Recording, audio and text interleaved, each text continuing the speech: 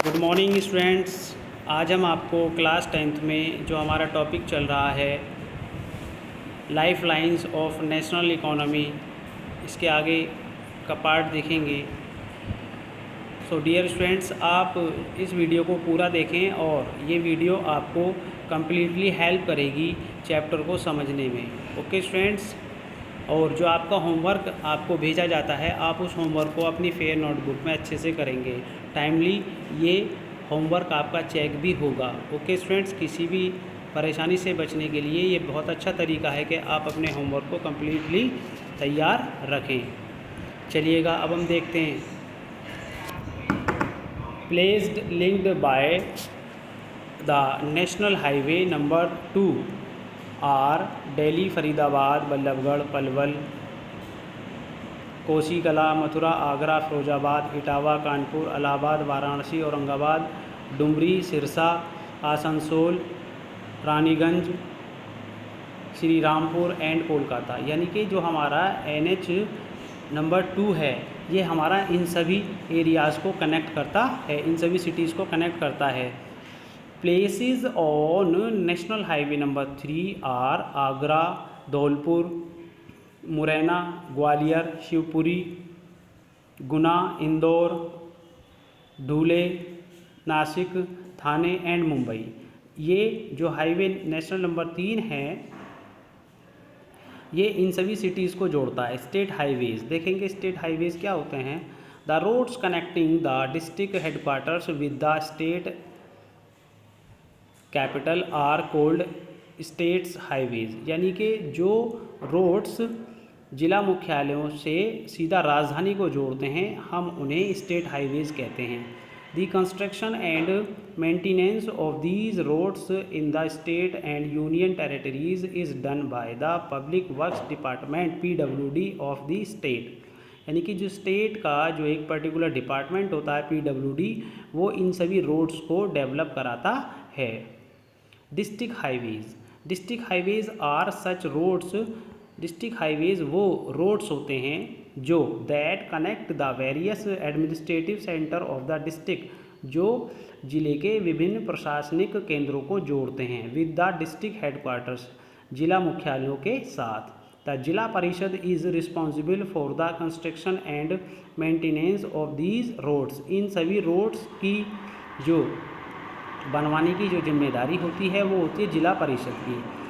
Other roads, dear students देखेंगे, other roads under this are roads which connect rural areas and villages with cities. The development of these roads has received special impetus through the Pradhanmantri Gram सड़क project. यानी कि जो जिन सड़कों का निर्माण प्रधानमंत्री ग्राम सड़क योजना के माध्यम से कराया जाता है, वो अदर रोड्स में आती हैं। ये सड़कें मुख्य रूप से ग्रामीण क्षेत्रों में बनाई जाती हैं, जो गांव सीधा शहरों को जोड़ने का काम करती हैं। Some special provisions have been made in this project in which every village in the country is proposed to be connected to major cities by paved roads on which vehicles can run throughout the year। मैंने अभी बताया था आपको, ये जो सड़कें हैं, ये ग्रामीण सड़कें सीधा रोड्स को, शहरों को जोड़ती हैं, जिन पर निरंतर रूप से यातायात चलता है। Border roads are constructed and maintained in the border international border areas of the country by the border roads organization functioning under the government of India। जो सड़कें हमारे किसी भी पर्टिकुलर बॉर्डर को जोड़ती हैं, वो भारत सरकार के द्वारा बनाई जाती हैं। The border roads organisation was formed in 1960। 1960 में बॉर्डर रोड्स ऑर्गेनाइजेशन की स्थापना की गई थी।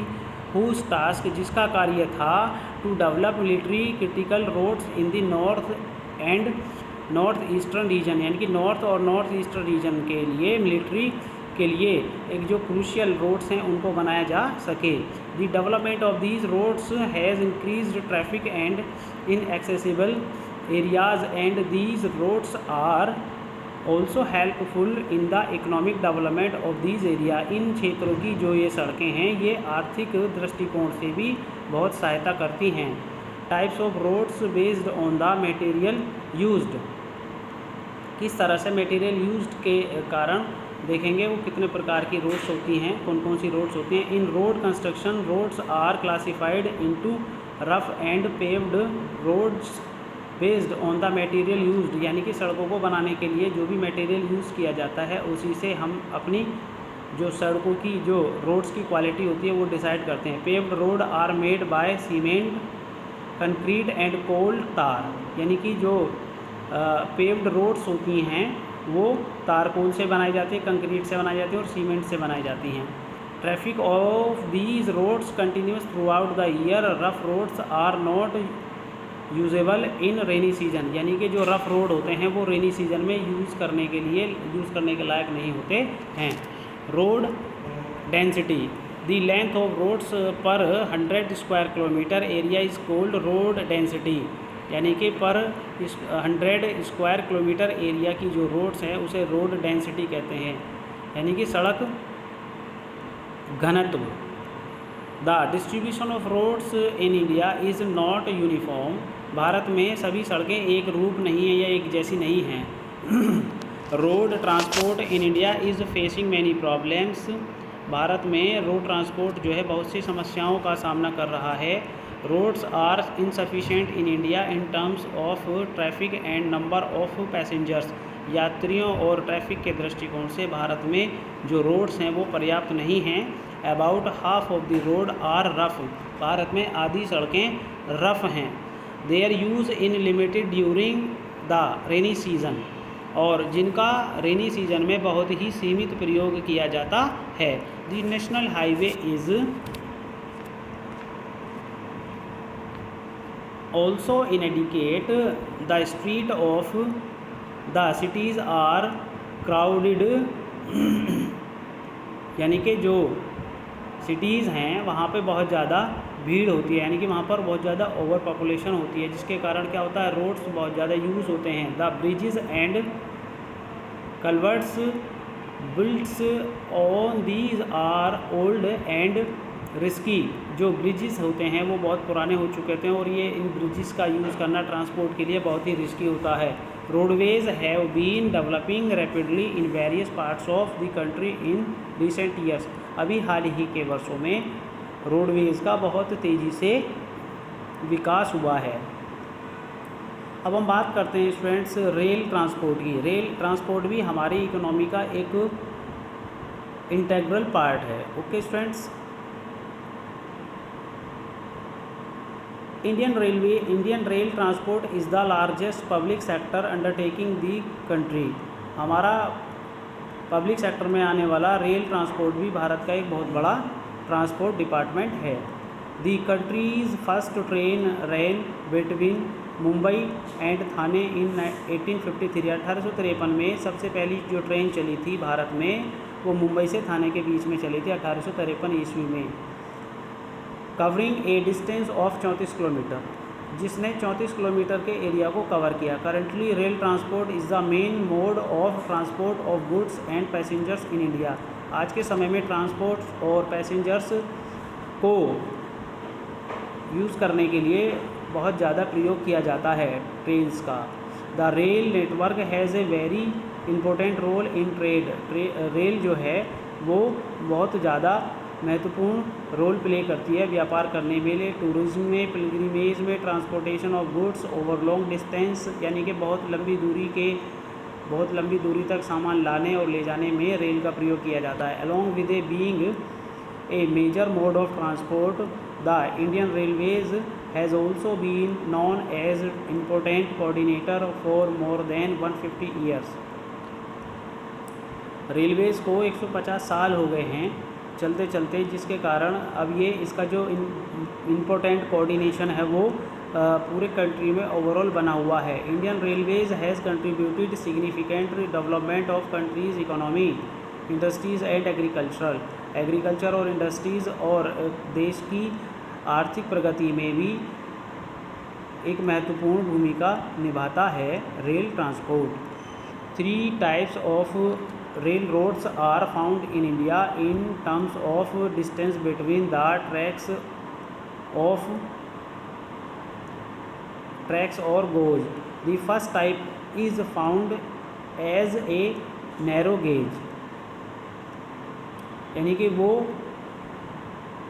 फर्स्ट टाइप में जो रेलवे है हमारा वो जो नैरो गेज में होता है.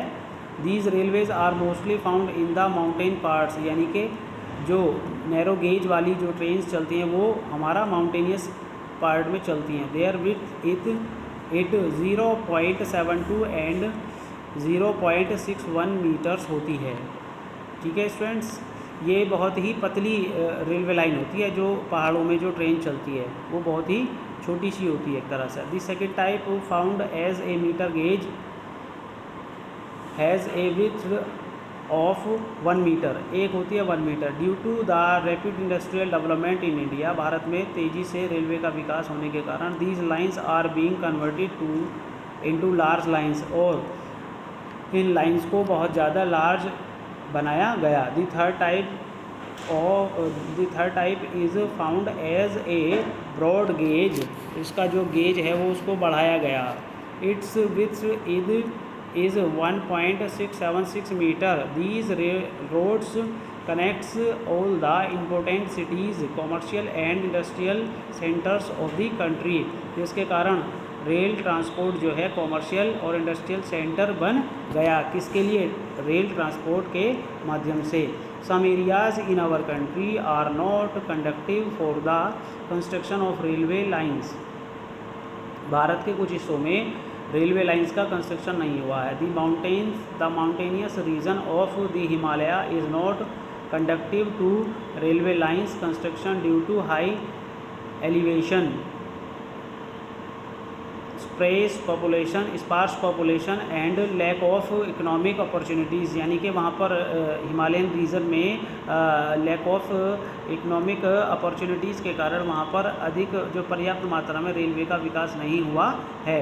It is difficult to establish railway lines in the desert region of Rajasthan and marshy part of Gujarat, the forest area of Madhya Pradesh, Chhattisgarh, Orissa and Jharkhand. इन राज्यों के बहुत ज़्यादा ग्रीन फॉरेस्ट एरिया होने के कारण और राजस्थान में डेजर्ट एरिया होने के कारण वहाँ पर रेलवे का डेवलपमेंट नहीं हो पाया है. Therefore less development of railways has been done in these area. और इसलिए इन एरियाज़ में ना के बराबर रेलवे का विकास हुआ है. There are also problems in front of rail transport in India. A large number of passengers travel without ticket.